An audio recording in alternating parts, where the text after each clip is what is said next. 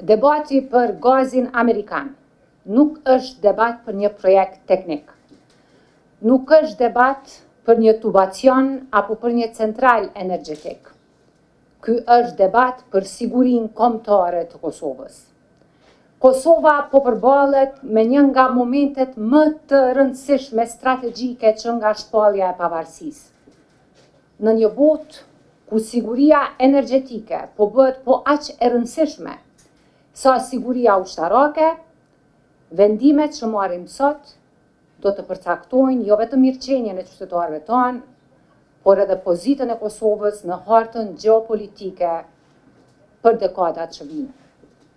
Në botën e sotme që po ndryshon vazhdimisht, pavarësia energjetike është pjesë e pandashme e pavarësisë shtetërore. Luftrat moderne nuk zhvillohen vetëm me tankse dhe me armë.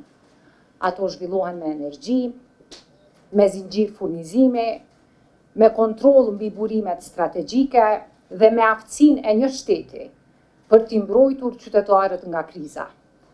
Prandaj, kur flasim për gazin amerikan, nuk flasim vetëm për energji. Ne flasim për siguri, për ekonomi, për diplomaci, për partneritet strategjik, për të ardhmen e Kosovës. Fatkeqësisht për vite me radhë, lëvizja vetëvendosje ka sabotuar aktivisht, ndonjëherë edhe dhunshëm, çdo projekt i cili do t'i garantonte Kosovës pavarësi energjetike. E sot po i shohim rezultatet e kësaj politike.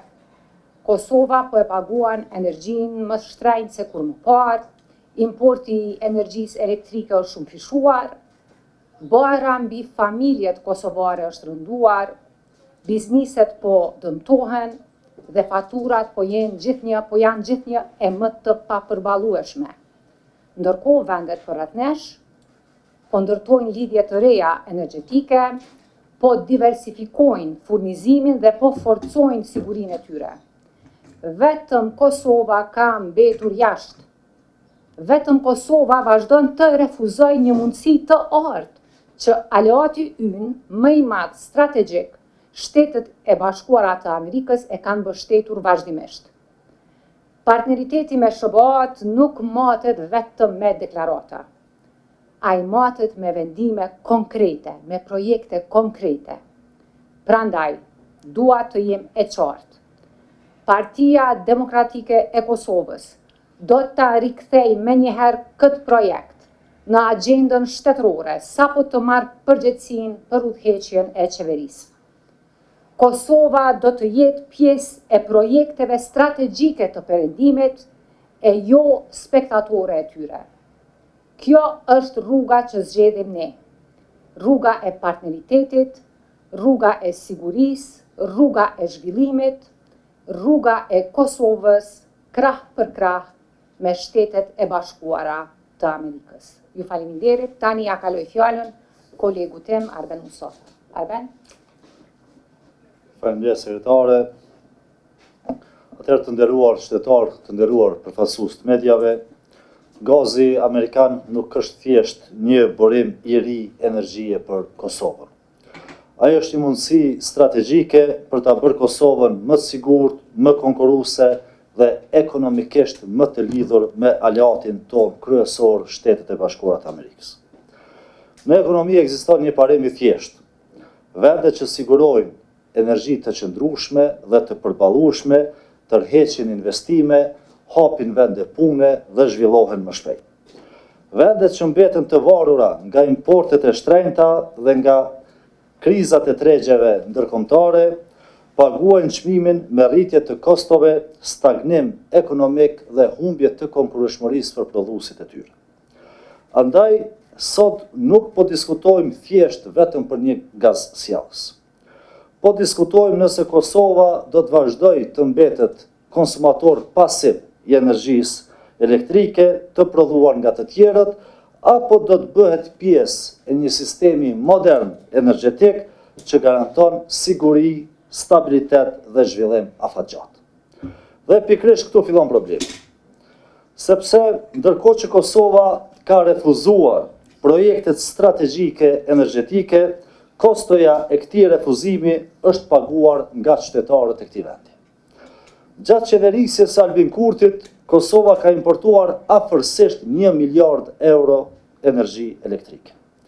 Në vend që këto para të investoheshin në kapacitete të reja prodhuese, në modernizimin e sektorit energjetik, apo edhe në zhvillimin ekonomik të vendit, ato kanë dalë jashtë Kosovës për të financuar varësinë tonë energjetike nga të tjerët. Në të njëjtën kohë, qytetarët kanë paguar çdo vit fatura më të larta të energjisë elektrike, bizneset janë përballur me kosto më të larta të prodhimit, ndërsa familjet janë përballur me barë gjithnjë e më të rëndë financiare. Dhe çfarë kemi marrë në këmbim? Asnjë kapacitet të rëndësishëm energjetik, asnjë termocentral të ri, asnjë projekt strategjik që do ta zvoglonte varësinë e Kosovës nga importi i energjisë elektrike. Madje sot Kosova përballet me reduktimet e energjisë elektrike përkundër faktit që çmimet e energjisë elektrike kanë arritur në nivele rekorde. Dhe ky është paradoksi më i madh i kësaj qeverie. Më shumë para të paguar nga qytetarët, por më pak siguri energjetike për vendin. Për më tepër, qytetarët kanë të drejtë të shtrojnë pyetje serioze për mënyrën se si është ndërtuar tregu energjetik gjatë këtyre viteve. Si është e mundur që kompani me vetëm një punëtor të regjistruar të realizojnë qarkullime prej qindra miliona euro. NOA Energy Trade me vetëm një punëtor të regjistruar ka realizuar rreth 195 milion euro qarkullim gjatë vitit 2024 dhe rreth 185 milion euro qarkullim gjatë vitit 2025. ETMT, po ashtu me vetëm një punëtor të regjistruar, nga një qarkullim prej vetëm 90 euro në janar 2025, ka arritur në mbi 16 milion euro qarkullim në janar të vitit 2026. Dhe këto janë fakte publike. Dhe këto fakte kërkojnë përgjigje. Qytetarët kanë të drejtë të dinë se kush po përfiton nga ky model dhe pse Kosova po mbetet gjithnjë e më e varur nga ndërmjetësit dhe tregtarët e energjisë në vend që të investojë në prodhimin e vet. Pra kujt po i konvenon ky model i sistemit energjetik Kosovë? Ky është një model i dështuar ekonomik. Një model që shpërblen varësinë dhe jo prodhimin. Një model që pasuron ndërmjetësit, ndërsa faturën u alë qytetarëve të Kosovës.